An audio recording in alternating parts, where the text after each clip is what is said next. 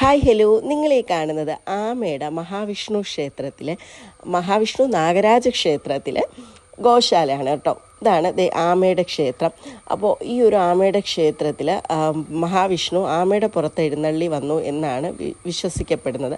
അതുകൊണ്ടാണ് ഇവിടെ ആമയുടെ ക്ഷേത്രം എന്ന പേര് വന്നത് കേട്ടോ. ഞാൻ ഒരുപാട് പ്രാവശ്യം പോയിട്ടുള്ള, എനിക്ക് ഒരുപാട് ഇഷ്ടമുള്ളൊരു ക്ഷേത്രമാണ്. ഞാനൊരു പാൽപ്പായസ പ്രേമി ആയതുകൊണ്ട് തന്നെ ക്ഷേത്രങ്ങളിലൊക്കെ ഏത് ക്ഷേത്രത്തിൽ കേരളത്തിൽ അങ്ങോളം ഇങ്ങോളം ഏത് ക്ഷേത്രങ്ങളിൽ ഞാൻ പോയാലും അവിടെ നിന്ന് പാൽപ്പായസം മേടിച്ച് കഴിക്കാറുണ്ട് കേട്ടോ. അപ്പോൾ ഇത് ആമയുടെ ക്ഷേത്രത്തിലെ പാൽപ്പായസമാണ്.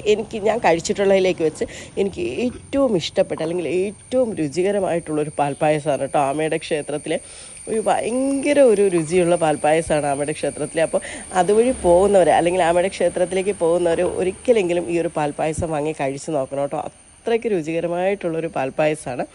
അപ്പോൾ അതുപോലെ തന്നെ ആ ക്ഷേത്രവും ഒരു പ്രത്യേക പോസിറ്റീവ് എനർജിയുള്ളൊരു ക്ഷേത്രമാണ് കേട്ടോ. എനിക്ക് ഭയങ്കര ഇഷ്ടമാണ് അവിടെ പോകാനായിട്ട്. അപ്പോൾ ഓക്കെ, ഇന്നത്തെ വീഡിയോ ഇത്രയൊക്കെയുള്ളൂ. എല്ലാവർക്കും കർക്കിടക ദിനാശംസ.